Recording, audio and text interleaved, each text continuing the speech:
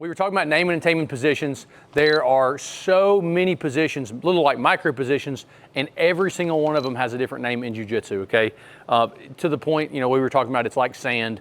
There's so many, but there's deep understanding in it, and they all have little different rules, and we've got to understand that, okay? We teach about spaces here, okay? We talk a lot about this. So if this guy's laying on his back and I'm in side control, we start to really understand this position differently as well, okay? So we have a diagram. We talk about tail space, hip space. There's a hip space on both sides. There's an armpit space on both sides, and then there's a neck space on both sides, okay? And so you can imagine kind of like a bullseye. It's maybe the size of a baseball or smaller on both sides, and that's the bullseye. That's where I want to be occupying as many of those spaces as possible, okay? And so when I'm pinning the guy, people really love to like Turk and stuff, and this is great, but I'm really, in terms of jiu-jitsu, I'm attacking below his body and the top of his body at the same time here, okay? And this is really not a thing in jiu-jitsu. Like you can't control the lower body and the upper body at the same time, okay? It's a deep truth.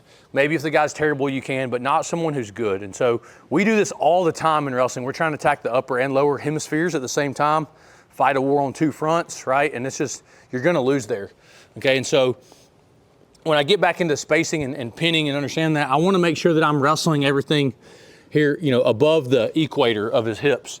When I get here into side control, I'm trying to occupy as much space as I can. When I get in here, we always use the example of I want to talk about being as tight as I can to this person, okay? And actually wedging, right? So wedging is another huge idea that you're going to learn in jiu-jitsu if you really dive down the rabbit hole, okay? And I'm gonna slide this way a little bit. Slide. Boom. So when we get in here, we always talk about wrestlers want to use pressure, right? So we want to like on top, on your toes. Everybody's like head up, head down, whatever they're yelling, right? Okay, on your toes, and guys are doing this, trying to be as heavy as possible.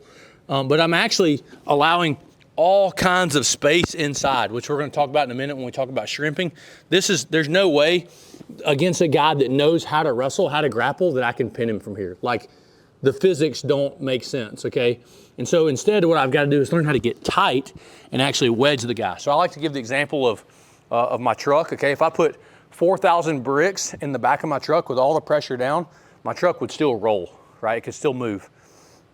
But if I put 4 bricks and wedge the tires, all of a sudden it won't go anywhere, okay? And so by just simply getting here and getting space here, if I just get here and eliminate space, this guy can't get a rolling start into whatever position he wants. So like if he starts trying to like bridge and move, there's really not a lot of room for him to go anywhere. And I don't even have pressure on, like, what's my pressure here, 1 to 10? Like 3. 3, yeah, like it's really nothing, okay? But even if I get heavy and I apply pressure, what's pressure like here? What's pressure thing? How would you rate this pressure? Like 8. Maybe 10, what's up, bro? Give the squeeze. Yeah, here, so let's say this is 8, he can still move. Ready, Russell? Boom, he can get a rolling start into the position, and he's able to bridge and move and everything else, okay?